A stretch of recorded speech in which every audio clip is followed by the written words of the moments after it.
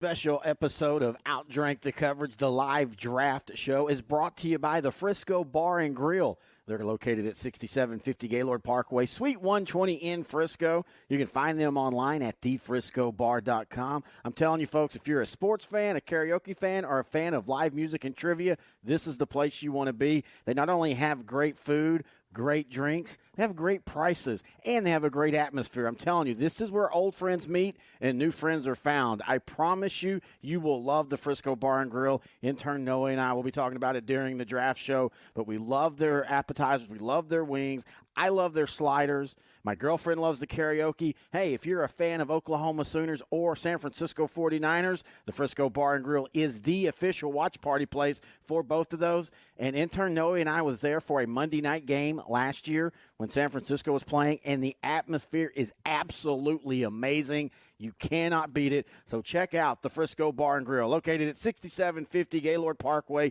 Suite 120 in Frisco, where old friends meet and new friends are found. Is your demanding work lifestyle in need of fire-resistant clothing that can keep up? Well, L4FR clothing should be your go-to for quality, affordability, safety, and style. L4FR was founded by a third-generation oil field worker who is also a veteran. Thus, this company has a deep appreciation for reliability and longevity, all while we provide first-rate customer service. Our durable apparel will serve you well for many years to come, whether you're working on a pipeline, a lineman climbing utility poles, or in any other environment requiring fire-resistant apparel. L4FR has you covered. Our apparel is tough enough to resist hazardous conditions while still providing high comfort and style. L4FR provides clothing options to ensure your safety and comfort, whether you're on the job or not. To view our complete inventory of flame-resistant garments, please visit our online store at l4frclothing.com or give us a call at 817-757-4935. Si habla español. L4 Media, we talk high school football, 4A, 3A, and 2A in Texas. We talk East Texas sports. We talk NFL, guy talk, movie, and booze. We also talk wrestling and so much more. So like and subscribe and check us out.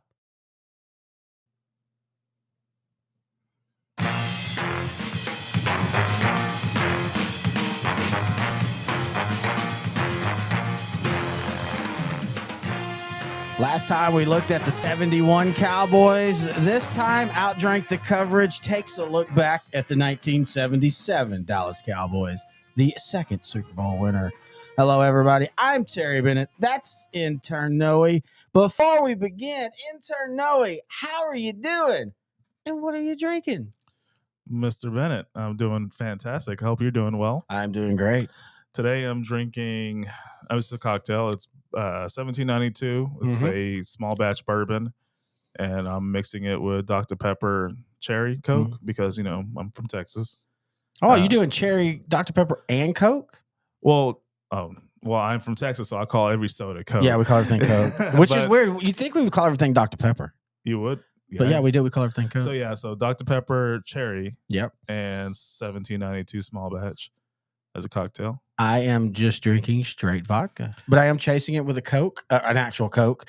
In my I figured this one out. I forgot to tell you this. This is from 1989. Oh, wow. Arkansas still in the league, and I researched when TCU changed it. Anyway, if you don't know, I'm drinking it from an old Southwest Conference glass. But now that we've got that out of the way, by the way, we played the L4FR clothing because, here we go. Cheers. Virtual douche. Because they provided the food and the drinks for us today. We do appreciate that. So we're here to talk to 77 Cowboys. Now, if you listen to the 71 or watch the 71 on YouTube at L4 Media Company, we play video and we just kind of talk about how the 77 Cowboys won the Super Bowl. Yeah. Now, of all the winners of the Super Bowl for Dallas, all 5 of them, this is probably the most boring because it might be the most dominant. Yeah, it was the most dominant. They had 93 is close. 93 is close. They themselves made it difficult with the Emmitt Smith holdout. Yes, the first at the beginning of the weeks. year. Yeah, 2 weeks in, and then the 2 weeks he was out. They really only lost one game when he started, but in that one game they lost. I'm sorry, they lost one game when he started. That one game he lost, he got injured early against Atlanta. Yeah, and then so the funny thing is, I realize this now. 93 and 77 have two things in common. All four of Dallas's losses in 93 were back to back. The two losses in 77 are back to back. Dallas at one point in 77 was basically playing to be perfect, and they went, I think, 7-0 or 8-0, and then they lose back to back games. We'll get into all of that, but yeah. So last time we played a lot of clips from the America's game because there was Dwayne Thomas and Bob Lilly and Roger Staubach. I went back and was watching America's game for 77, and to be honest with you, it's kind of boring. Yeah. There's not a lot. I mean, Dallas legitimately just kind of rolled through the season, and they were helped in the AFC by Denver. I think Denver would, if you were to pick one team in the playoffs in 77 that Dallas matched up best with, it was against Denver, against a former Cowboy quarterback. We'll get into all that. So I just feel like everything fell perfect for the 77 season. Not taking anything away from them. I'm just saying, that sometimes that happens.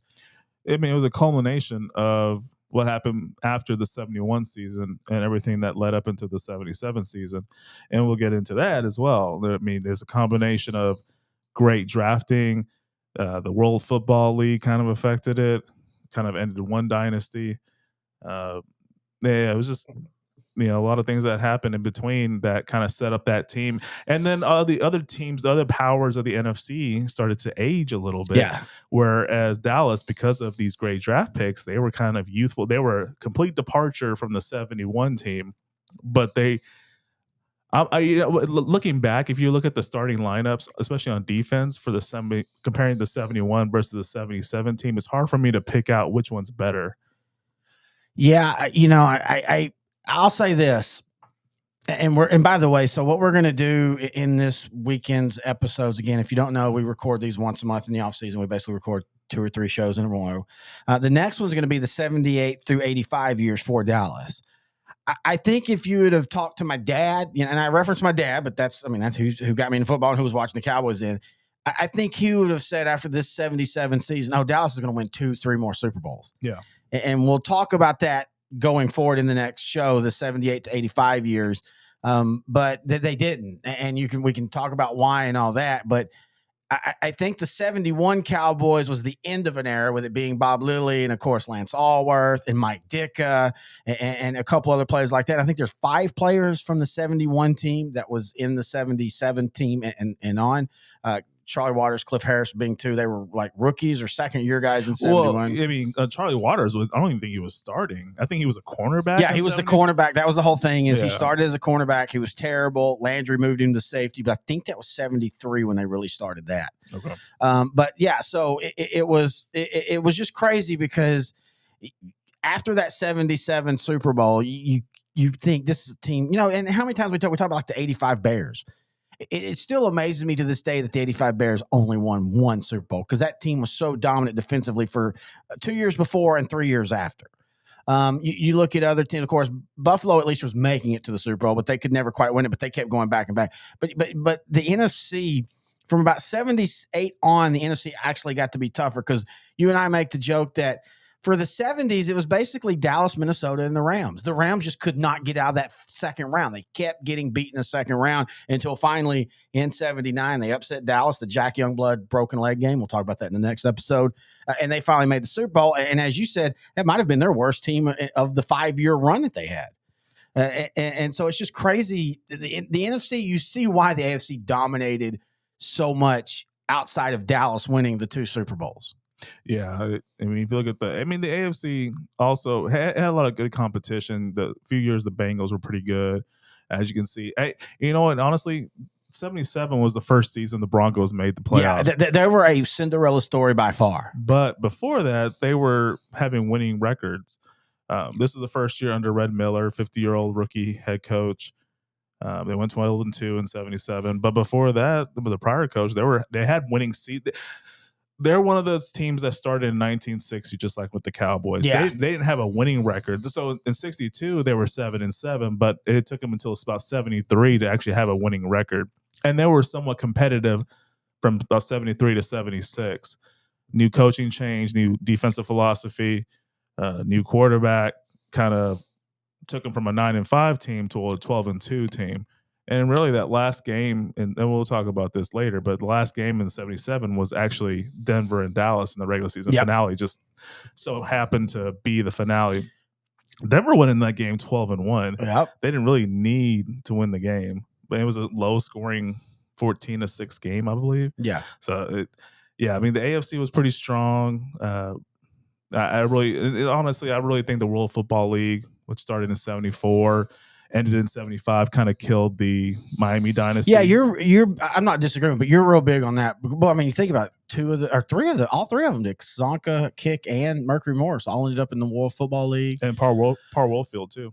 It's really odd that Dallas, because we saw that in the '71 season, and it's infamous about how Tex Schramm underpaid, and it was brilliant. Underpay your stars, and then tell everybody else, we can't pay you more than we pay Roger. We can't pay you more than we pay at the time Bob Lilly. You would have thought multiple Dallas Cowboys would have went to the World Football League, but that, like him, we can talk about what he was too robotic or what, but that was the allure of Landry. Landry kept players there, even underpaid. Even as they cussed him and hated him, there was something about him that just players just could not give it up. But let's go ahead and back up. So we talked Dallas. They won the '71 Super Bowl. And then they went on a stretch where they were playing in the NFC title game 3 straight years. They lose to Minnesota. They lose to Washington, which is funny because you literally almost had a Dallas Buffalo situation in the '70s. And I don't think the Dolphins matched up well with the Cowboys. I think that the Dolphins would have been the sorry losers if they'd have played Dallas 3 times. They just didn't match up well with them. Yeah. Everything that Dallas did well, like the run defense at that time, that's what, I mean, look, I know Bob Greasy's a Hall of Famer, and that's fine. But let's be honest, that offense was led by the likes of Zonka and Kick and Mercury Morris. Yeah, and Dallas's run defense would stop that, whereas Minnesota and Washington just really couldn't stop it, especially Minnesota in the '73 season. So in '72, Dwayne Thomas' situation was just getting worse. Yeah. And then they had to trade him, so there was no more Dwayne Thomas for the Cowboys. Which eventually leads to Tony Dorsett, because the one weakness between 1971 and 1977 for the Cowboys, they ran the ball well, but they didn't have that home run back. That's what Dwayne Thomas had been in '70 and '71. And they tried to, you had Calvin Hill retiring, Walt Garrison retiring, Dan Reeves. Dan Reeves was already on his last legs in '71. He was a player coach. Yeah, he really didn't. Yeah. I mean, he played, but he didn't really play a ton. But by '77, they're all gone. That leads to, and we'll back up, but I'm just saying that leads to Tony Dorsett, which leads to a completely new era of the Dallas Cowboys. But it's funny because in 1974, Cowboys missed the playoffs. They go 8-6, so it's a winning season, but they missed the playoff. But that draft, I mean, think about though '74. There's a lot of people that left after that season, mainly because they were getting older. Some of those guys just left to other teams. But we can go through the list. I mean, the ones that retired were Bob Lilly, Mr. Cowboy, the first pick, Walt Garrison, the fullback, Cornell Green, strong safety, and Dave Manders, underrated center. Yeah, so at this point, Manders was toward the end of his career, and John Fitzgerald became the starter, I think, the prior season. Mm-hmm. But I mean, he was a legendary Cowboy, played a long time for the Cowboys. Those are the ones that retired, and then just their final season after '74 for the Cowboys, Bob Hayes, he was already on his last legs, went to the 49ers. Calvin Hill went to the World Football League. He's the only one of note that went to the World Football League. Pat Toomey, he went to the Bills, the defensive end. John Nealon, he went to the Eagles. And then Craig Morton, he had 2 or 3 bad years with the Giants. And he'll come back up here in a little bit. He will, definitely. But let's see what Dallas did add. And let's go back up to, everybody thinks that like the best draft was that '74 draft. Everybody talks about that. That's the Dirty Dozen, or it's technically the '75 draft. And it is. It's a great draft. You got Randy White, you got Hollywood Henderson, Bob Brewing, Pat Donovan. All of them became starters and all of them became impact players. But in that '74 draft, which is the '73 season, '74 draft, you got Too Tall Jones and Danny White. And in that 73 draft, you got Billy Joe Dupree, very underrated tight end, who was still playing into the 80s for the Cowboys. Yeah. Golden Richards, Harvey Martin, Drew Pearson. Now, Harvey Martin's a Hall of Fame player. Think about the tight end luck the Cowboys have had. From the 70s, you had Billy Joe Dupree. 80s, you had Doug Cosby. 90s, you had Novacek. Well, and you also have Billy. What's his name? Oh, Butch Johnson. Yeah, Butch Johnson too. Yeah, Butch Johnson. Technically a receiver. Well, I mean, but he was a tight end. He was that first hybrid guy. He's kind of what Charlie Joyner would be for the Chargers. And then, you know, he's a tight end, but he could split out, and he didn't really block that well. We will talk about Butch Johnson a lot. We'll talk about the 77 Super Bowl. Yes. Just him. Yes. The catch at the time, which would no way be a catch. Yeah. But that Dirty Dozen draft was great, but they were already world building, so to speak, with that 73 draft, 74 draft. Tell us why the 75 draft is called the 30 Dozen draft. Because there was literally 12 guys that ended up basically starting, led by, as we said, Randy White, Thomas Hollywood Henderson, Bob Brewing, another very underrated player. So there was an undrafted player for the Cowboys that ended up getting a lot of time, but not for the Cowboys. With the Seahawks, Jim Zorn. Yeah, so he was a UFA player in 75, and then the next season, 76, there was 2 expansion teams to bring the league to 28 in total. One was the Tampa Bay Buccaneers, and then the other was the Seattle Seahawks. All right, so here's that draft. This is just, I mean, you want to talk about, and a lot of these guys probably didn't really, you at the moment, you really didn't think about it, but your first draft is Randy White. Your second round and first round pick, they had 2 first round picks, I'm sorry, was Thomas Hollywood Henderson. Yeah. And here's a crazy thing. Going back and watching something on Hollywood Henderson, he only had like 82 career games. He did not play as much as, we'll talk about him. Burton Lawless, who was all rookie in 75, was on the Super Bowl team, a very solid offensive guard. He didn't make a lot of noise, but he did right. Bob Brewing, again, 3-time Pro Bowl selection. Yeah. Pat Donovan, offensive tackle. He never missed a game in his 9 seasons with the Cowboys. On the Pro Bowl 4-time. Randy Hughes, very underrated secondary guy, played 6 seasons with Dallas, was Super Bowl champion. Kyle Davis, he didn't make the team. Mike Heckman, he's a guy that played 12 years for the Cowboys, and he was, he wasn't spectacular, and a lot of times he kind of got knocked because he wasn't spectacular, but he was just a very consistent off tackle linebacker that just made the plays. He played 12 seasons for a reason. Exactly. Herbert Scott, who played 10 years for the Cowboys, 3-time Pro Bowler, drafted in the 13th round. Again, this is way back when they went, 20 rounds or whatever. In the 14th round, Scott Laidlaw, a running back, played 6 years. So again, that Percy Howard drafted, it was a UFA. He wasn't great, but he was a freak of nature. He had a big catch in the 76 Super Bowl for a touchdown.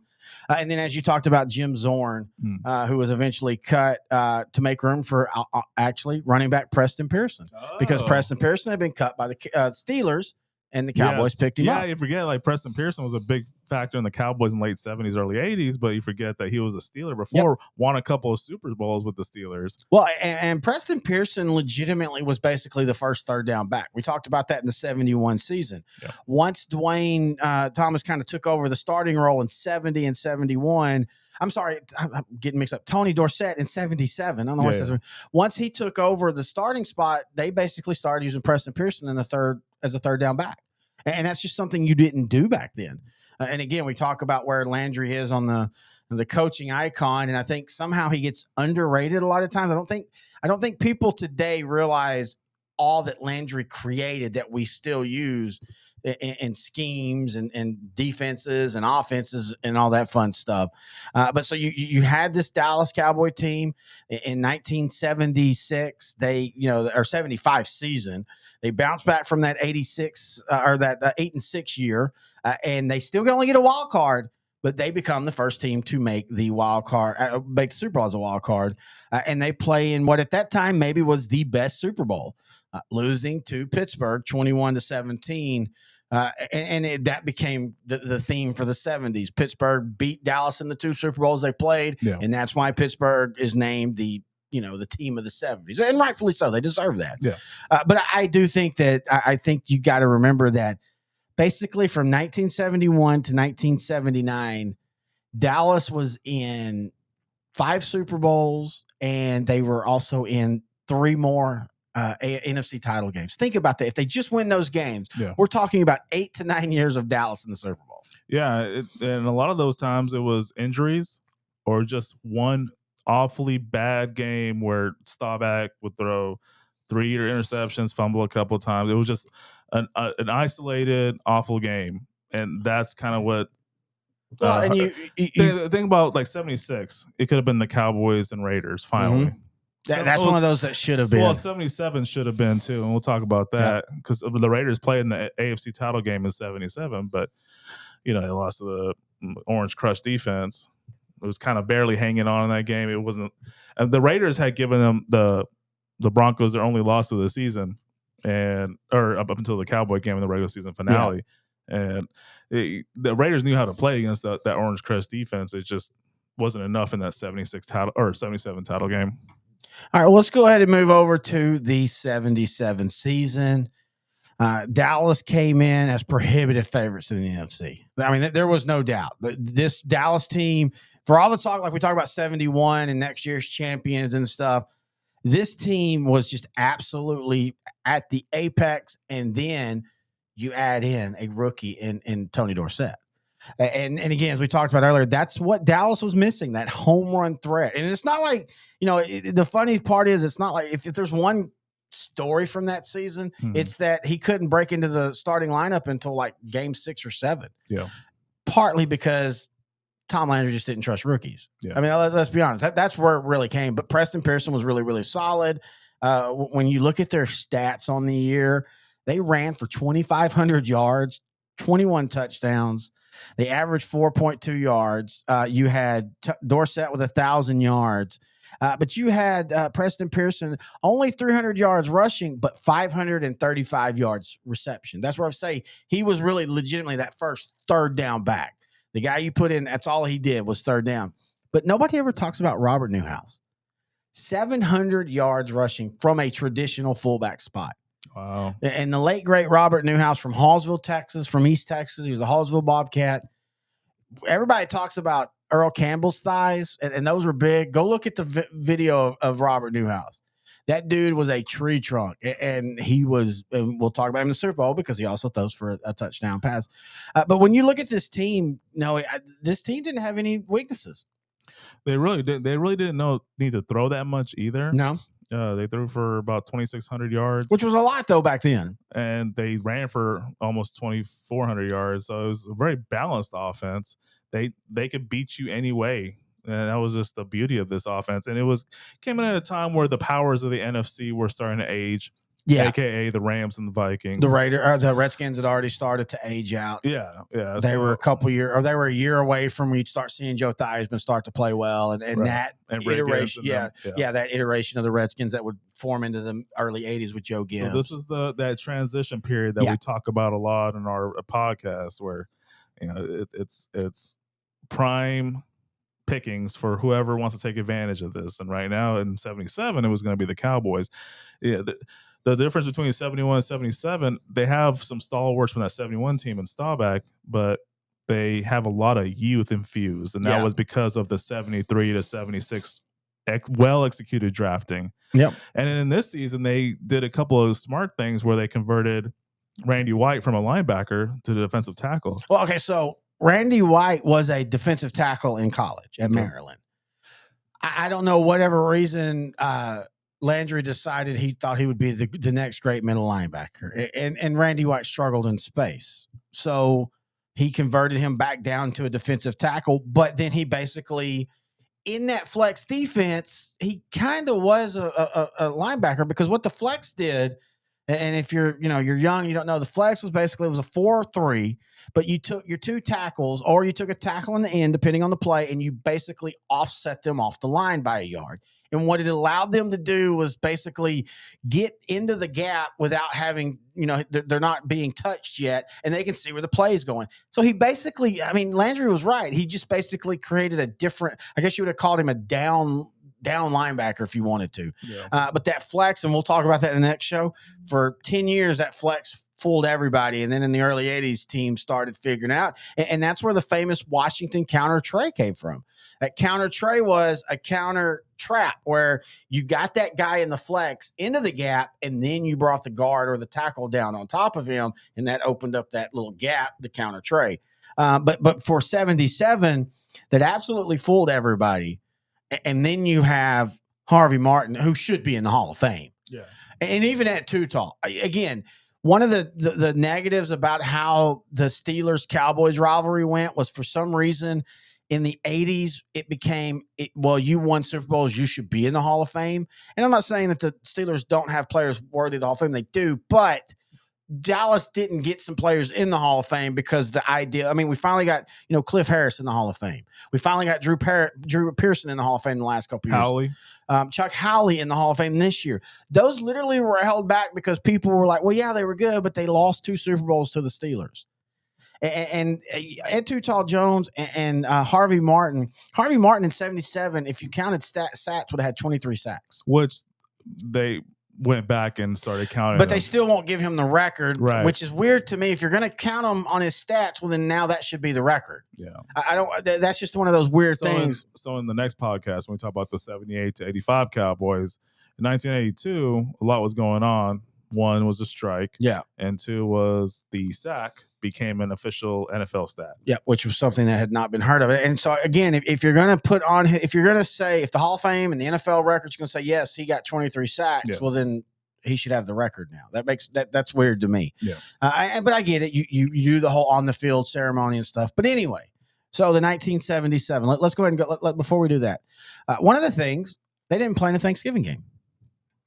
People forget about that. The fact that St. Louis for 2 years was the home team in the Thanksgiving game, and the ratings were so bad that the NFL was like, let's put it back to Dallas. And we'll talk about that because this film, the 77 film, which was technically the 78 year because they always made the films in the spring, right? This is what led to what will be called America's Team. And I have a hot sports opinion about that in the next show, so check that out. But yeah, the Thanksgiving game proved that St. Louis had them and St. Louis was good. This was the Coryell St. Louis years with Jim Hart at quarterback, and they were a thorn in the Cowboys' side in the 70s. But they just didn't draw, so the NFL was like, we'll give it back to the Cowboys in 76 or 78. But here's your starting lineup. Now, for me growing up, this is like the greatest starting lineup ever. Quarterback Roger Staubach, running back Tony Dorsett, and he wasn't a star at the beginning of the year. Robert Newhouse, fullback, wide receiver Drew Pearson, wide receiver Golden Richards, tight end Billy Joe Dupree. Of course, you had Butch Johnson, though, who basically got as many snaps. Yeah. And then an offensive line that, to be honest with you, really should have a couple in the Hall of Fame. Ralph Neely, Herbert Scott, John Fitzgerald, Tom Rafferty at guard, who would eventually come over and be center for the 80s teams and make multiple Pro Bowls, and then right tackle Pat Donovan. But here's the defense. This is if you're looking, if you know the league, this is roster baiting at its best right here. And remember, I told you how great I thought the 71 defense was. Yeah, we even talked about how Adderley and all that. Yeah. Well, the front four for both of those. For this one, Too Tall Jones, Ed Jones, Jethro Pugh playing out his last legs, but still really good. Randy White and Harvey Martin. Fantastic. And then you've got linebackers. Thomas Anderson, Bob Brewing, and D.D. Lewis. And D.D. Lewis is another one that probably should be in the Hall of Fame. All the linebackers, think about it. Tom Landry created a 4-3 with the Giants so that he had a stud linebacker in Sam Huff, and he wanted to make sure that Sam Huff could flow to the ball. So obviously Dallas had amazing linebackers. The problem is it's held against them that Tom Landry had created the 4-3 because they're not given their due as great linebackers. Oh, it's the system. It's the system. Yeah, but Hollywood Henderson was pretty special. Yeah, he just couldn't. He was his own worst enemy. Holly Henderson was Lawrence Taylor, but couldn't handle the drugs. Yeah. Seriously, you listen to anybody from the 70s, Hollywood Henderson was the first Lawrence Taylor. He could not stay on the field. He returned kicks. A linebacker returned kicks. If you'd have put Hollywood Henderson in the Dolphins 3-4, he'd have had 20 sacks, 25 sacks in the 70s multiple times. If you could have just put Hollywood Henderson hand on the ground as a 3-4 linebacker to go after the quarterback, it'd have been crazy because he was as fast as Lawrence Taylor. Yeah, another part of this defense is the other linebacker, Bob Brunig. Bob Bruin, yep. Yeah, Bob Bruning. He replaced Leroy Jordan, who retired after the Another 76. guy who should be in the Hall of Fame. Yeah, there's so many Cowboys that should be in the Hall of Fame. Anyway, go ahead and continue with the rest of the defense. D.D. Lewis, and then the cornerbacks. People forget about the cornerbacks, but Benny Barnes and Aaron Kyle. Now, they were propped up. You had maybe the best two safeties in the league at that time in Charlie Waters, Cliff Harris. Cliff Harris just made the Hall of Fame a couple years ago. Charlie Waters will probably never get in, and I'm fine with that. He's on the border. If he got in, I'd be happy for him. But if Darren Woods is not going to get in, then I don't think Charlie Waters. Well, I think Darren Woodson gets in. I think Darren Woodson gets in just like Harris and Howley. He kind of gets forget. Speaking of, if we want to talk about all those great 90s offensive line, why is Larry Allen the only one that's ever got into the Hall of Fame? The Great Wall of Dallas, as we always called them back when we were growing up. Sure. So I was going to say, I still think the 71 defense is better just because of the cornerbacks. I agree.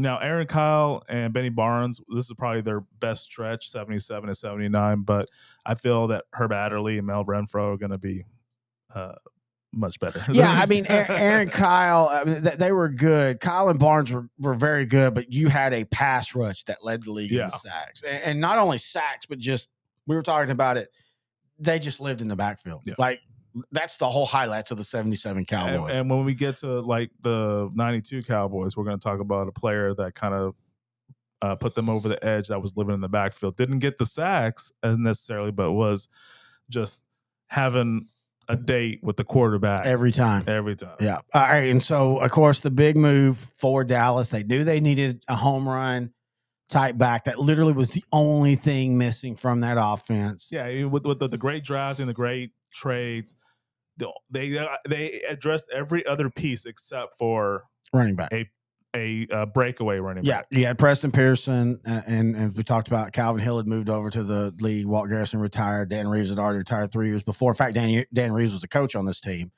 So they make a trade with Seattle. I tried to look up. I don't know what they really gave up. I mean, it wasn't a lot. Maybe just a couple of seconds or something. You got to remember, this isn't a time when the Cowboys dominated drafting. And the reason they did is they used computers, and they went after players that necessarily didn't play football in college. Yeah. And in the next podcast, we're going to talk about the scouting combine. Yes. And how Dallas kind of created that. Yeah. Every other teams were like, wait, they're already doing that, so why don't we do that for the league? Exactly. So they make a trade, and they get Heisman Trophy winner Tony Dorsett, funny enough, from the College of Pittsburgh. And as we talked about it took him a few games to really get into starting, but even early on, you knew that was it. You watch any highlight film, and like he would get 5 carries and have a touchdown and 70 yards. But he wasn't doing the little things. And then also, this is where we talked a little bit about before. Landry didn't handle improvisation in his offense well. And Tony Dorsett was a run to daylight. There's two different things. Like, the reason I always say that, we can talk about the offensive line for the 90s, but what made that running game work well is Emmitt Smith wasn't a run to daylight. Emmitt Smith ran where you told him to run, and if it was 4 yards, he got 4 yards. If it was 20 yards, he got 20. And he never got lit up. He never had many multiple, like you didn't have a game where he had 10 carries for 15 yards. Tony Dorsett was the exact opposite. Tony Dorsett would change field direction. Blocking was to left, but the play collapsed. He would cut right. There's a famous, now I tried to find it to put in here, but I couldn't find it enough to cut it. But there's a play where against the Cardinals where he cuts into the gap. It's closing up, and he literally just rotates out and goes all the way across the field. Landry didn't handle that well, and I think that's why Landry didn't let him start early enough. And we go back to, that was the knock on Tom Landry. A little bit too robotic at times, a little bit too like, we do it my way, and that's the only way. But after that St. Louis game, Landry got into the film room. This is a famous story where he basically said, all right, you know what? Dorsett runs different. So offensive line, just block your guy. Keep your head on their hat. And he kind of created zone blocking without doing it, if you think about it, because that's literally what it was. Instead of, we're running this, you go this gap, it's hand the ball off to Dorsett, you pick the hole.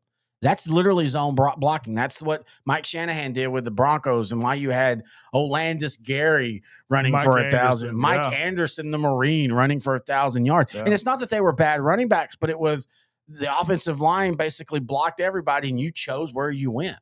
And so, again, one of the times that you got to give Landry credit, he basically kind of not scrapped his offense, but said, we're going to do things different. But at the end of the day, dude, it's the defense. That this whole season is about the defense. This defense for both teams in the Super Bowl. For both teams in the Super Bowl, but Dallas, man. This is what their points were. And again, this is back in the old schools. They're 2 games they lost. Let's go ahead. They go 8-0. They beat the Giants 24-10. I think that was on Monday night, if I remember. No, it wasn't. It was on 1 o'clock. Oh, no, I'm sorry. St. Louis was on Monday night. So they go into that St. Louis game at home, and they lose to St. Louis 24-17. That was one of those games. I was watching the highlights. St. Louis just answered everything Dallas did. They just answered back. Answered back. Give them credit. And then the next week, they lose to Pittsburgh 28-13. Again, it's Pittsburgh. As much as we talk about early 70s, Dallas was a great matchup against Miami. Pittsburgh was just a bad matchup for Dallas. Yeah. They were almost there, but Pittsburgh just did a couple things different that Dallas just could never answer. But then they answered back again, and they finished on a 4-game winning streak. But here's the points scored against them: 10, 21, 7, 24, 16, 10, 0, 10, 24, 28, 7, 14. The odd shootout against San Francisco to end the year, 35-6, and then in the playoffs, 7-6-10. Now, we as Cowboy fans, you and I, we also like to be honest. Let's honestly admit that was probably the greatest possible playoff teams Dallas could play back to back to back and beat. Because Minnesota was having an offensive crisis that year, but their defense was really, really good. Chicago was Walter Payton and nobody else. The NFC title game, it was against the Vikings. Yes. It was kind of a blowout in the sense that the 71 NFC title game was against the 49ers. But in this case, Tarkenton was not playing in this game. He was hurt. He was out. Exactly. So, I mean, it was already an L for the Vikings. Yeah, Bob Lee, the great Bob Lee. The great Bob Lee. I mean, okay, so the NFC title game was more known for the fire incident. Yeah, the fire in the stands. Yeah. Exactly. Good. Wow. You've done your research. I'm impressed. Okay. Dude almost died in the stands, and the game just, hey, look, there's a guy on fire. That if you watch the highlights from that, they actually show the camera over there, and then they don't talk about it anymore. Yeah. I mean, think about that now. Everything would be shut down. Oh, yeah. And I'm not saying that they're wrong now. That's what it should be. This guy literally, he survived, but he could have died very easily. But yeah, I mean, that's why I say sometimes to win a Super Bowl, even great teams, you need a benefit of a run. And Chicago was not great. They had Walter Payton and a young defense. They overexceeded, and it was in a weak NFC Central division. Yeah, a very weak. They were 9-6 and won the division. They were getting old. The only competition was the Vikings. The Packers' prime was already long gone, and the Lions were the Lions. So and the Lions wouldn't get good until the early 80s. So it was a situation where it was prime for the Pickens, and they needed to have a 4th team, and it was just happened to be the Bears. But all they had was Walton Payton. It wasn't going to be until like 82, 83 when they actually were a competitive team. Yeah, and then the Rams, the other team in the playoffs, they again, that's the year they brought in Joe Namath, and he started 4 games and was absolutely terrible. And Pat Hayden stepped in, and Pat Hayden went 8-2. He threw 11 touchdowns and 6 interceptions. Vince Ferragamo was hurt. He played 3 games but didn't start. So again, and there's nothing wrong with that, but you sometimes have to admit that I don't know if Dallas gets through it. If everybody, I think they do, because I really do think this was we'll talk about this when we end this series of looking back at Super Bowl teams. I do think this is one of the best teams in NFL history. Yeah. I think when they did the America's game, when people forget, when they first did America's game, they were basically rating all the Super Bowl winners, who was the best. And I think this one got like 5th. In fact, it got over 92, and I do take exception to that, because I think the 92 team, we'll talk about that later, but I think the 92 team, 93, I think the 90s team were way more dominant. And I think they're similar in the sense that they're both young. Yes, exactly. The 71 team was very experienced, but the 77 team was pretty young with all those great draft picks. Good point.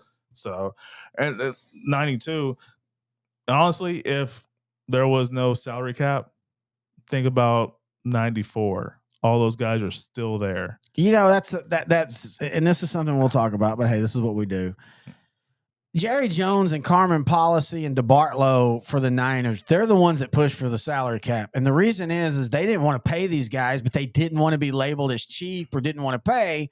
So they literally created a manufactured debt ceiling. Yeah. Just to go ahead and say it, where I can't pay for Ken Norton Jr. We'd love to. Oh, Alvin Harper. Oh, man, we'd really love Alvin Harper. Well, they wanted fair competition. They wanted they didn't want to pay. But I'm saying I know. That's what they were saying. So like the Carolinas of the world, the Jacksonvilles of the world, the more low budget franchises could actually compete. Because honestly, if this was soccer style where you could just pay however much you want, Jerry Jones trying to avoid this, like you were saying, you could. Oh, he would have paid. I mean, and now you're seeing it with the quarterback salaries. Yeah. They're through the roof. Just a mid-level quarterback's going to get $25-30 million a year. Kirk Cousins, Dak Prescott. I mean, I love Dak, Daniel Jones. 4 years, 160. Crazy. Think about that, man. We're going to get to a point, and this is why I love this show. We're talking to 77 Cowboys. But we're going to get to a point where you're going to get more Jalen Hurts type, where Jalen Hurts technically took a little less money. It sounds big, but if you actually look at the years per, that's what's going to happen. And because at some point, players are going to be like, yeah, 200 million is great, but I can make 150 million and still win, Super Bowl. Anyway, let's go back to the 77 team. Yes, sir. All right. So 77, as we talked about, they start 8-0. Their closest game in that 8-0 stretch was the St. Louis Cardinals. I'm telling y'all, St. Louis is everybody thinks that the blue jersey curse started with the Baltimore Colts Super Bowl in 70. The blue curse jersey started because St. Louis always made Dallas wear the blue jerseys in St. Louis. And St. Louis, man, I'm telling you, they were a team like this year in 77, they were 7-7. And they were always right there. They were 10-4 in 76. They were 11-3 in 75. Yeah, they won the division in back-to-back years. Yes, I mean, but their problem was they could never get past that playoff. That's where they always got them. And the Rams beat them in 75. And so, but they were always a thorn in the Cowboys' side. So that was the closest game at that point until they lost to St. Louis and then Pittsburgh. And then after that, man, you could just kind of tell that Dallas kind of said, all right, well, we're righting the ship now. Let's go. Yeah, they after that Steeler loss, that defense shut down everybody except for one game, like you said, that odd shootout against the 49ers in Candlestick. And that wasn't even a good 49er team. They were 5-9 that year. And they didn't even score a lot of points. In fact, they scored 35 in that game. They only scored 220 for the total season. To give you comparisons, Dallas scored 345 that year. Yeah, I think 49ers quarterback was Jim Plunkett at this point. But, that always happens. You look at good defenses, 85 Bears, Miami Dolphins on Monday night. One loss. Yeah, they got blown out by the Dolphins. Everybody forgets that Baltimore team, I can't remember who it was. There was a 38-35 game early in the year when Tony Banks actually led them to a victory. Yeah, that's right, Tony Banks. Yeah. And I can't remember who it was against. So every great defense seems to have one or two games in a year where things just don't match up well or give the credit to the other team. They just come up with a great game plan. Yeah, and there's nothing wrong with that. If you look at the 85 Bears, not even that one loss early in the season, they were winning, but they were winning because of their offense, not necessarily because of their defense. Yeah. And going back to the 2000 Ravens, it was week 2, a home game against the Jaguars. They won 39-36. All right, so the season ends like this. Dallas 12-2, they make the playoffs. Washington 9-5 sit at home because Chicago wins the tiebreakers. And this was the last year of the 14-game schedule. Yep. And the way it worked was the division winners in each conference. There was 3 divisions in each conference. They would get into the playoffs. And then the best non-division winning team, so the best record for someone that didn't win a division was one wild card. Yeah. But also, even if you had the number 1 seed, you couldn't play anyone in your division in the divisional round. Yeah, they did the baseball rule where you couldn't play your own division in the first round. You could in the second round going forward. Yeah, so that was weird. Yeah, so but in this season doesn't really matter because Dallas had the number 1 seed and the wild card team I believe was the Chicago Bears. Yeah, they were 9-5. Them and the Vikings finished with the same record, but Minnesota won on tiebreakers. Then the Rams won the West. Over in the AFC, you want to talk about again, not knocking Dallas. I mean, look at we're obviously Dallas people, but Right. we were talking about this off the air. Part of the reason of the success of the Dallas run in the 70s, the NFC was, and you can even make the case in the 90s, the NFC was just 2 or 3 teams. The AFC is where everything was at. Baltimore wins the AFC East 10-4. Miami sits at home with a 10-4 record. Yeah. Think about that. Pittsburgh wins the AFC Central 9-5, but Cincinnati's 8-6, Houston's 8-6, and even Cleveland is 6-8. Houston beat Cincinnati to close out the season. Yes. I think that kind of ended I think Cincinnati makes the playoffs if they win that game. I think so too. Yeah. Ken Anderson, that was when I think the Oilers. In fact, I think it was at home in Cincinnati. Oilers had like 8 sacks, and Anderson threw like 3 interceptions. Oh wow! But even Cleveland is 6-8 that year. And then in the AFC West, Denver 12-2. The Raiders 11-3 and are a wild card team. San Diego 7-7. And then you had the Seahawks 5-9. And the Chiefs. Okay, 77 was the last year of Don Coryell as a Cardinal coach. And then the next year, I think toward the end of the year, he becomes the Chargers coach, and then you see like a 4 or 5 year run where the Chargers look like the best team in that conference. 4 or 5, dude. You're talking almost 7 years. Well, you go back to that 86, 87 when Fouts got hurt, and they were still. That's the year they finished like 6-2, and then ended up collapsing. The 87 strike year, they were 8-1, and then they lost their last 6 games.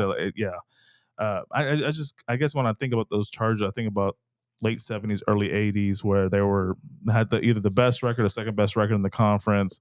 And they would make the playoffs. You know, in 80, they made it to 80 and 81. They made it to the AFC title game. Yes, and they Cincinnati lost. game. Yeah, so it was 80. They played at home against the Raiders. They lost, and the 81, the freezer. I don't know what the description of that game was, but it was one of the coldest games of all time. You know, I think at the time it was just literally called Ice Bowl 2, and it was such a bad setup for the Chargers, who threw the ball and didn't really. I mean, they ran when they needed to, but they weren't a run first team. Yeah. The Chargers, the weakness of those Chargers. Why are we talking about this now? We're going to be talking about this in 77, 78, 85. It's really your fault. Yeah, I know. But the weakness for the Chargers was their defense. That was always their weakness, and they wanted to outscore you. But anyway, so we go into the playoffs. In the first round, you've got the Broncos pulling off. It's funny because the Broncos are 12-2. Yeah. There's this idea built around this Bronco team like they were Cinderella, because they were at some point, but they were the number 1 seed. Yeah. They, Pittsburgh and the Raiders and all that, but they were the number 1 seed. This wasn't a bad team by any stretch. Pittsburgh had already proven themselves. They already won 2 Super Bowls by this point. And then the prior season, they went into the AFC title game without both their starting running backs against the Raiders in Oakland. Yes. So you already knew that Pittsburgh already had the confidence, and they should have won this game. But it was tied at 21 in the fourth quarter, and then the Broncos just pulled it away. Yeah, they scored 13 points in that fourth quarter. And it was 2 field goals and a 34-yard pass from Craig Morton. We, of course, remember that name. That's right. Former quarterback for the Cowboys in the first Super Bowl. Yeah. Had been jetsoned off to the Giants. And much like Fran Tarkenton, who went to the Giants and struggled, eventually found his way to the Broncos. And he wasn't great. Let's be honest. We talked about this, you and I, off the air. He didn't need to be. He didn't need to be, but I mean, he did when it needed to be. Yes. I mean, in the Super Bowl, kind of like 06 Ravens with Steve McNair. Rest in peace. Oh, I keep forgetting that. I mean, they were 13-3 at the 2 seed. They won a lot of close games just because of him. He was kind of their difference maker. Yes. That's kind of how I equate it to the 77 Broncos.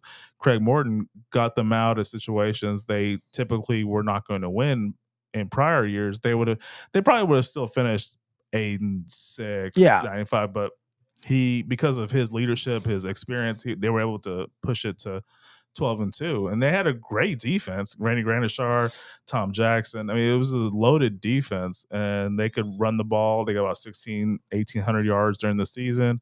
They had a 3 running back platoon. They had a lot of different players that were very crucial to their success. As a fan of teams that have great depth, this was one of those teams. They were so good at just throwing someone out. Kind of like with the San Francisco 49ers of today's age. They can just throw someone out there, they'll get you 500 yards. That's a good comparison. You look at their leading wide receiver, Haven Moses. Yeah, great player. 539 yards, 4 touchdowns. Jack Doblin, 443 yards. Riley Odom, 429 yards. Rick Upchurch, 240. Upchurch, great return guy. Yes, but just not there wasn't a guy that Dallas was like, okay, we've got to stop this guy. And watch the Super Bowl. Rewatch it on YouTube. Upchurch's jersey color looks different than everybody else's jersey color. Yeah, I was telling you, I miss the days when you just have weird jersey unevenness. Yeah. Like that's a little bit more red. I always want the backstory of how that happened. Yeah, that's what UniWatch. He used to be on ESPN, but he now has his own blog. He tells those kind of stories. But yeah, that's probably just one of those that just died different. They're just like, take it. But in comparison, you had Drew Pearson in 14 games, 870 yards. But this is the weird thing. He only had 2 touchdowns. Yeah. Tony Hill was on this team, but he was a rookie. Yeah, he didn't. He only had 2 catches, 21 yards. Yeah. But think about that. There was but there was 18 touchdowns. And it's funny because what we knocked the Broncos for, you almost give the Cowboys credit for, they spread the ball out. Yeah. Pearson, 2 touchdowns. Preston Pearson's 4 touchdowns. Billy Joe Dupree, this is receiving, 3 touchdowns. Tony Dorsett, 1 touchdown. Golden Richardson, 3 touchdowns. Jay Salati, again, a tight end, a backup tight end who on any other team would have started. He was a clutch guy. Robert Newhouse, 1 touchdown. Where Dallas did it, though, was the rush. Tony Dorsett, 1,000 yards. Robert Newhouse, 700 yards. Preston Pearson, 341 yards. Roger Staubach, 171 yards. Yeah. Doug Dennison, who ended up as a Giant, I think. Doug Dennison with a touchdown. But as you talked about in the open, they ran for 2,300 yards and 21 touchdowns. Yeah. They threw for 2,600 yards and 18 touchdowns. And you combine that together, it's almost 5,000 yards of total offense. But it's almost 40 touchdowns for the defense, or for the combined rushing and receiving touchdowns. It was a very well balanced team.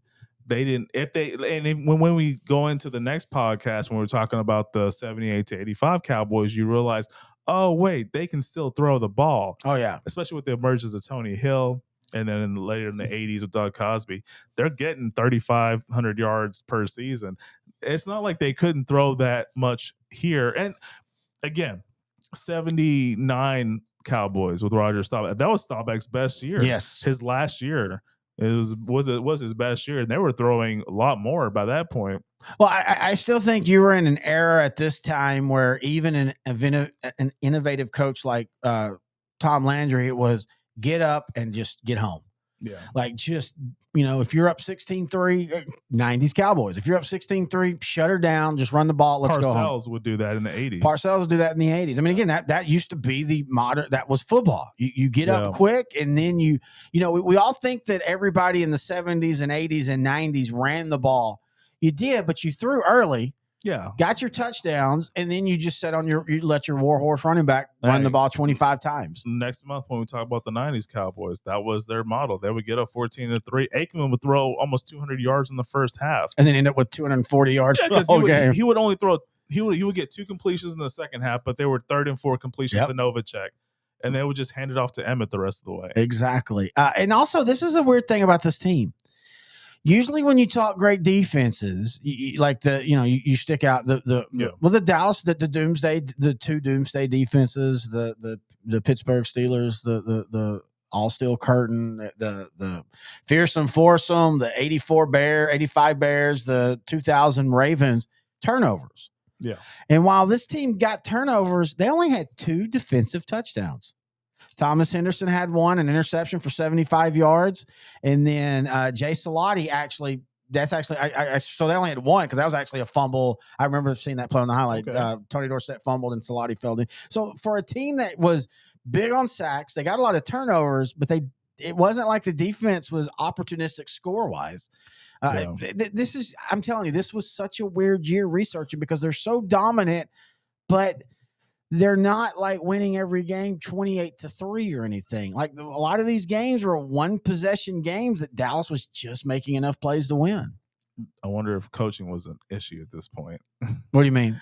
Well, I mean, with this talent, like you and I both looked at I the see what you're starting saying, line. yeah. Yeah, they should have probably been winning by even bigger scores, but they're probably just like, oh, okay, we're at a point we're going to win this game. Let's Yeah. just go ahead and close it out. We don't need to run up the score. But if you look at it, Dallas Cowboys had 21 interceptions that season. Yeah, I mean, they got turnovers, Yeah, and they got sacks. I mean, they had a huge amount of sacks. Staubach and company only allowed 10. They got 53 sacks. If when they went back and started counting the sacks, they only gave up 33. So I mean, it's really situational. Like they're creating more sacks than they're giving up. They're turning the ball, or they're creating turnovers more than they're giving up the ball. So that's a recipe for at least a playoff team. Oh, I guess we talked about it earlier. I thought that Harvey Martin was credited with 23 sacks. They only credited him with 20 sacks. So that's why maybe they did. That's why they maybe didn't give him. I don't know why I thought it was 23. From 76 to 80, I mean, he was beasting. And really, he had except for his last year, every year from 73 to 82, he was just feasting on teams. Yeah, well, I mean, in 82 is that weird year where they didn't, he ends up with 8 sacks. That literally could have been his best year. I mean, yeah, if the whole season would have played out. 9 games, 8 sacks. Yeah, exactly. Yeah. And we'll talk about that too. That's another thing in that 78 to 85. Ed Too Jones just kept getting better the older he got. His best year was 85. Well, I mean, we'll talk about it, but after 79, he didn't play football. Yeah, he quit that was actually 78 to 80. I was 78, 79. He was not on that second team that lost to the Steelers. I thought he was on that team. I think because they talk about when they came back that next year to defend the Super Bowl, he's not on the team because he becomes a boxer. But we'll talk about that. All right, so let's go to the playoffs now. I meant to go there earlier and we kind of got off tangent. That's what happens. You keep doing that. That's what we do in these shows. That's why we call it Outdrink the Coverage. All right, so in the playoffs, and if you don't know, each one of these shows, that's what we put on the screen. That's the helmets. That's the playoffs. Dallas played Chicago. Minnesota played the Rams in the first round. Denver played the Steelers. The Raiders played the Colts in the first round. The Cowboys, the Vikings win. Of course, the Broncos and the Raiders win. So you set up this AFC West matchup, and I think everybody thought, and I'm saying it like I was there. I was 2 years old. But I think just reading back, everybody thought, okay, this has been a great season for Oakland. But the Raiders finished one game behind them. They're the Raiders. But the Raiders kind of have the Cowboys thing of, as great as they were, they tended to not play well sometimes in the biggest game.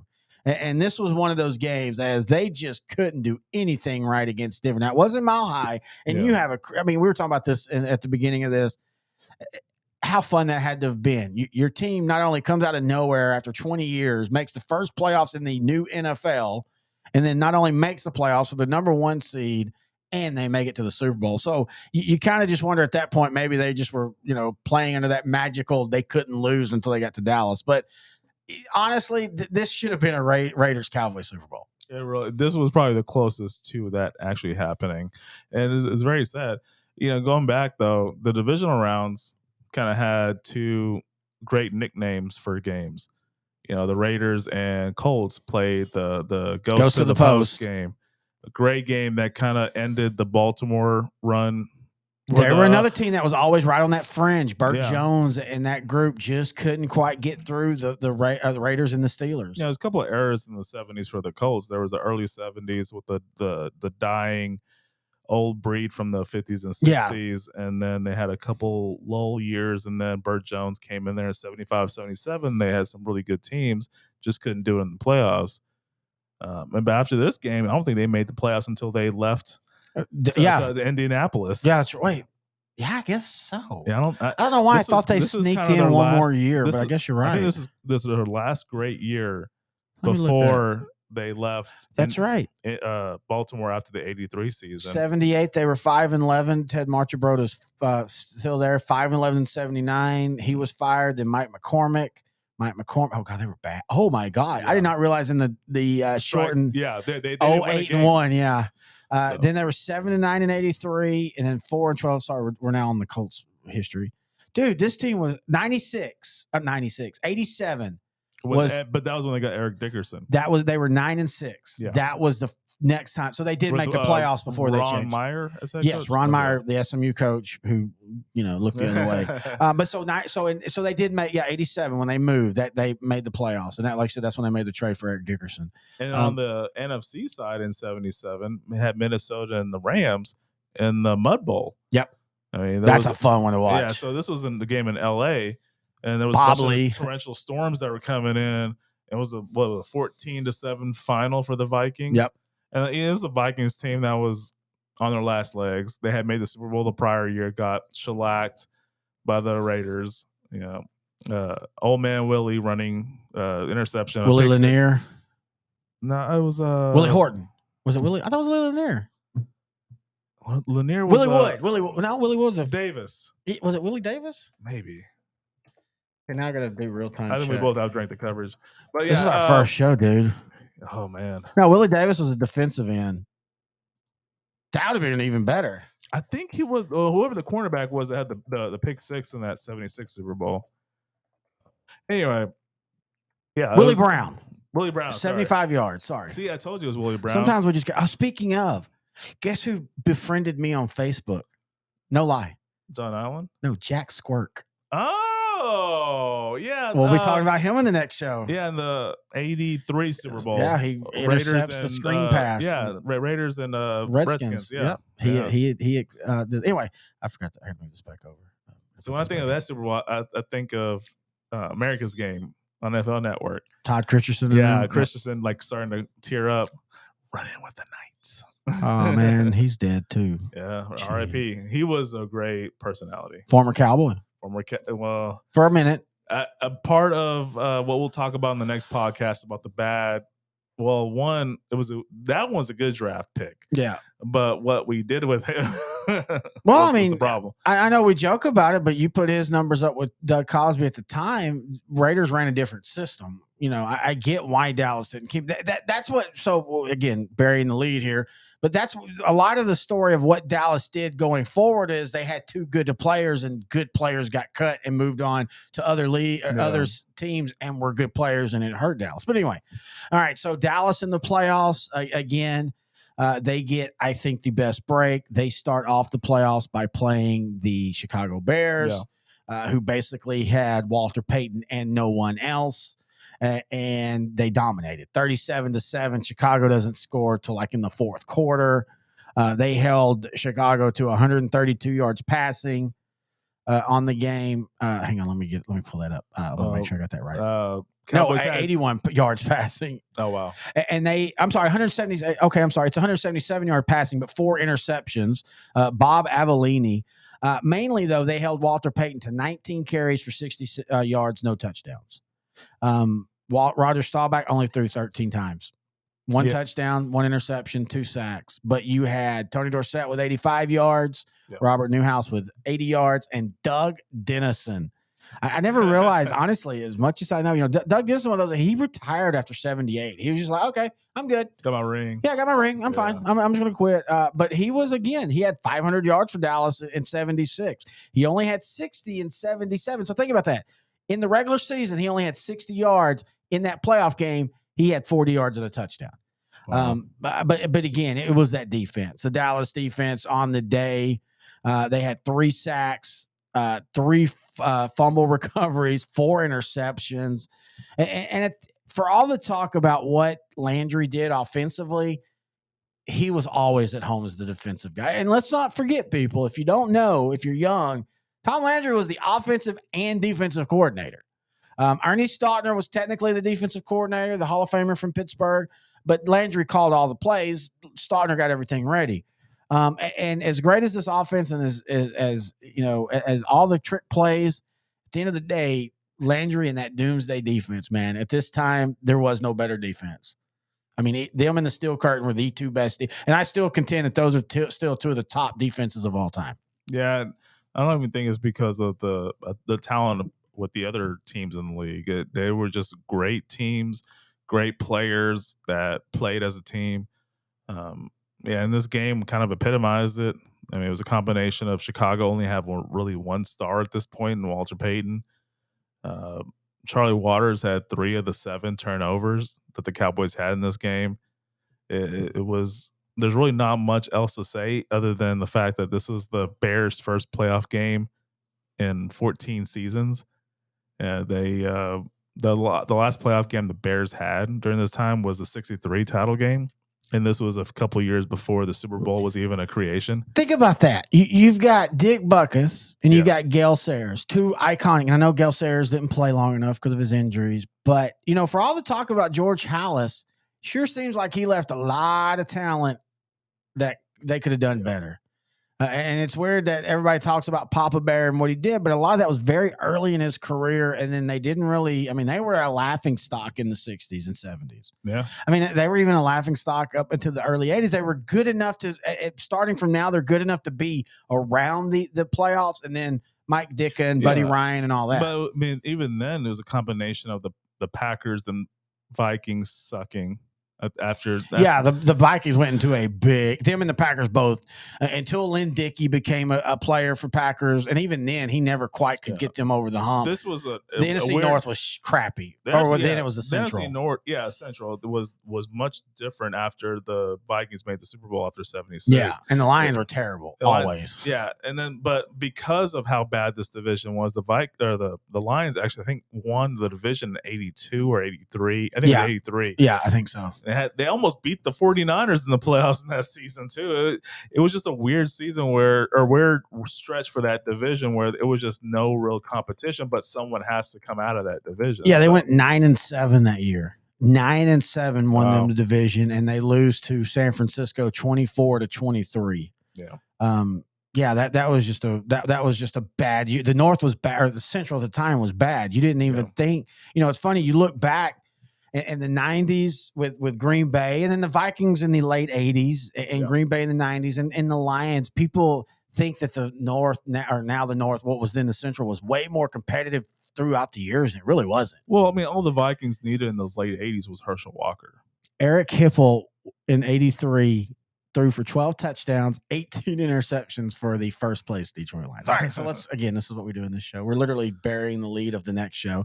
All right, so Dallas beat Chicago 37-7, and as we talked about, the Broncos, they beat Pittsburgh 34-21. That sets up the NFC title game and the AFC title game. Again, matchup-wise, great. Dallas versus Minnesota again. Yeah. This is the 4th out of 6 years. Yeah, 4th out of 6 years that they played.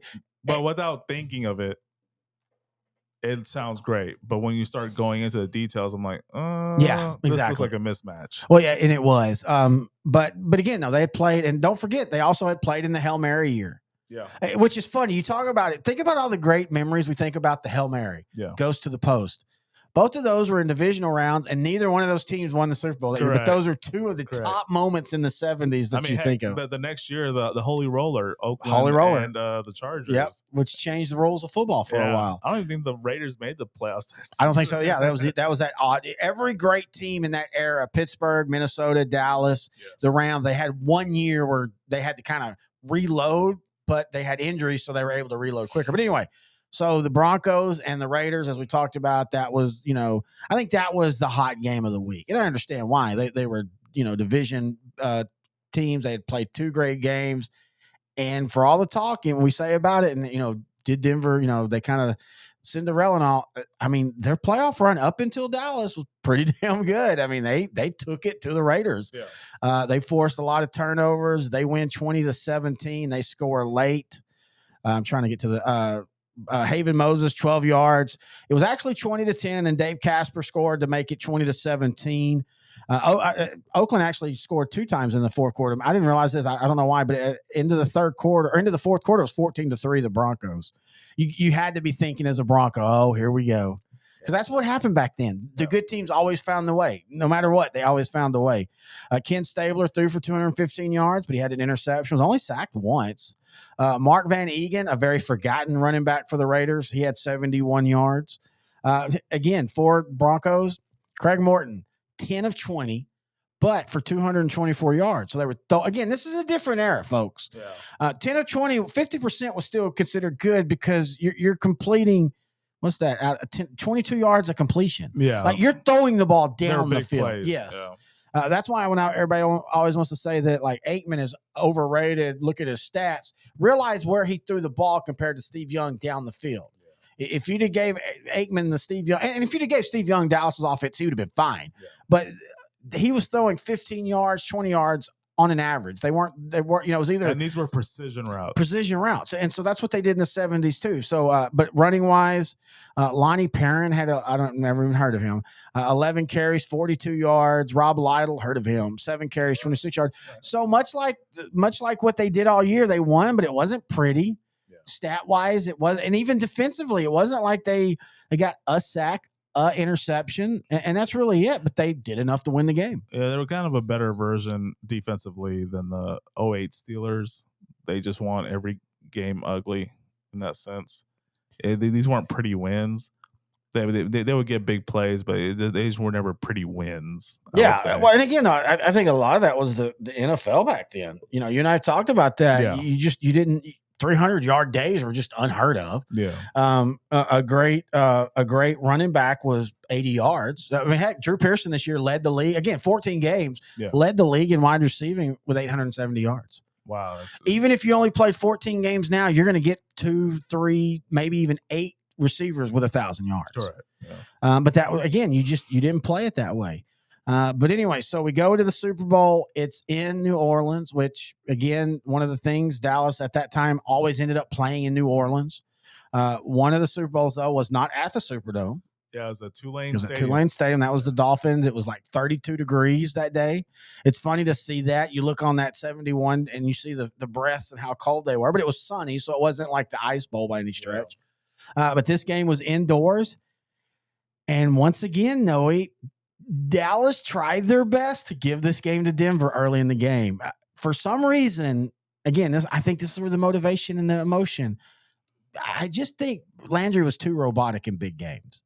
And you saw it in this offense because the score is 27-10, but you just watched it for the first time fully. And I think the thing I got from you was like, Jesus Christ, Denver was actually really good defensively in this game. They sacked the Cowboys more than the Cowboys sacked Denver. For all the talk about Harvey Martin and Randy White with the MVPs, they deserved it. But Denver was in the Dallas backfield too. But the difference is you could tell after one drive, Denver's not scoring when it matters in this game. And that's really where it came down to. Craig Morton was terrible. I feel bad for him. 4 of 15. 4 interceptions, sacked twice.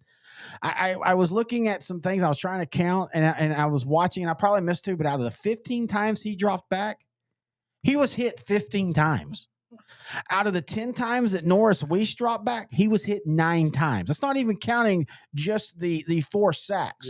Yeah. And that's where we talk about, everybody talks about sacks. Sacks aren't the thing. It's quarterback pressures. Yeah. And in this game, anytime the quarterback planted that back foot, as I like to say, there was a Cowboy in his face, and it just honestly, Dallas should have won this game 65-10.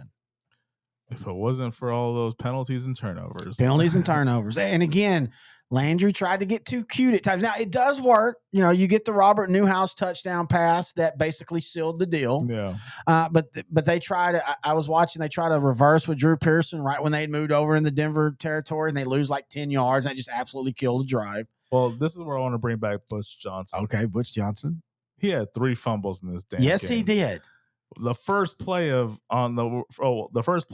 the Cowboys on offense, it's like a lateral, fumbles the ball. And the second time, I think it was on a punt or a kickoff return, possibly. Yep.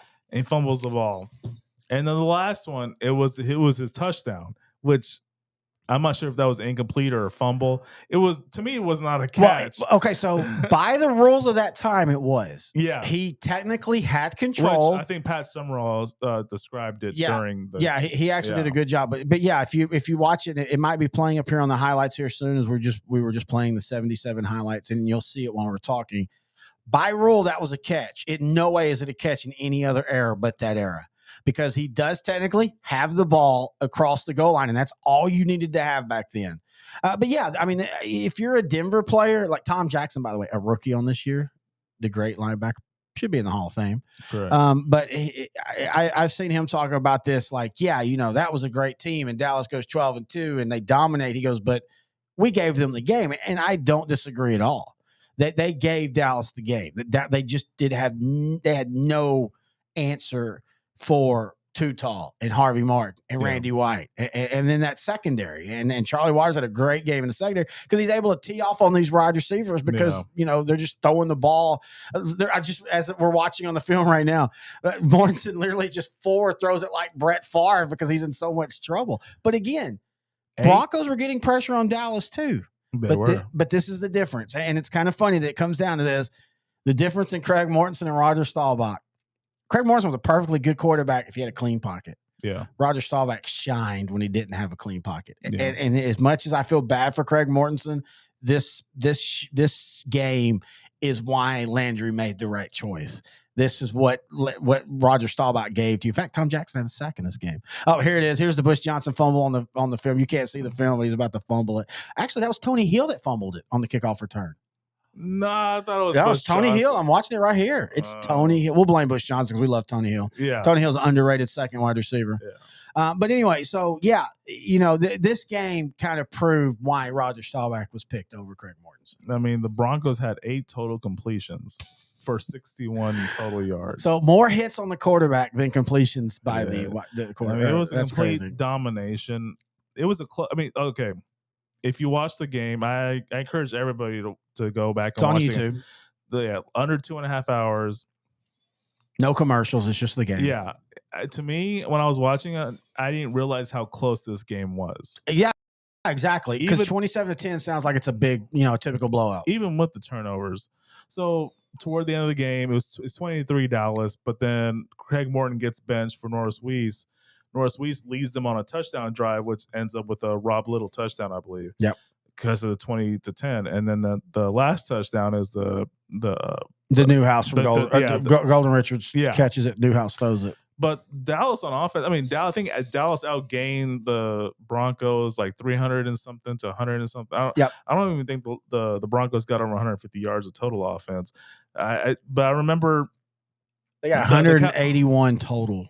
Oh, okay. 181 total. I mean, it was so many. It was 8 turnovers total for the Broncos in this game. Oh, actually, sorry, didn't take away the 35 sack yards. Which 156 total. Net yards. Okay. Yes. So it was just a complete and utter blowout. The longest completion the Broncos had, the longest play the Broncos had was 21 yards, and that was in the first drive. It was literally the first play, if I'm not mistaken. And possibly, I have to go back and watch, but you ever look in the history of football for the last 40, 50 years, most of the first drives are scripted. Yes. They already know what their first 15 plays are going to be. But I didn't do that in this era. That was Bill Walsh that started that. Oh, okay. Yeah, that was the San Francisco. I stand corrected. Last 40-something years. Not 50-something years. He might have started that with Cincinnati, but I do know for sure he was the one that started that in the 80s. You know why? Because John Madden would not shut up about it whenever the Niners would play. That he would talk about that for the first drive. So did he talk about that more than he would talk about Brett Favre? Oh, yeah. Because, I'm a little younger. Yes. So I grew up with John Madden talking about Turducken and Brett Favre. And Nate Newton Sweat. Yeah. And it would be a wide, like the camera would zoom in on Nate Newton's butt, and you see the butt sweat. Oh, Johnson did fumble one too, but he recovered it. Okay. So they both sucked. Yeah. He never turned the ball over. He never turned the ball over. He would just drop the ball on the field and pick it back up. Thank you, AstroTurf. That's a good point. All right, so that is a look at the 77 Cowboys. I'm having so much fun doing these. Just to look back, you and I looking all the history, and this is a team, and we'll talk more about my love because this is still, even though I forgot to say, technically this is supposed to be the first time I ever said a cuss word on one of the fumbles. My parents have always said that, but this is still really before my time. Yeah. The next video where we're going to really talk about what it's in my wheelhouse, what we became known as America's team, all that fun stuff. But again, we want to thank Frisco Bar and Grill. We want to remind you can find us on Facebook. Just type in Outdrink the Coverage. Find us on Twitter at OutDrinkYou. Email us, ODTCNFL@gmail.com. Hey, follow us on YouTube, dude. We are so happy. Our last 2 videos that we did, absolutely making great numbers. Please spread the word at L4 Media Company on YouTube. We're going to have this one, the 78 to 85. We're also going to do the league season 3 retrospective. And also, now this one will already be up, but if you look up or down, intern Noe and I are going to do an online show where we talk about the schedule for the 23 Cowboys and what we think about that. But Yep. go ahead. No, yeah, I was agreeing with you. All right, so hey, watch this one and then just turn this one off and look at the 78 to 85, and we're going to talk about where the Cowboys slowly kind of started declining, sadly. Until then, he's intern Noe. I am Terry Bennett. This is Outdrank the Coverage, brought to you by Frisco Bar and Grill.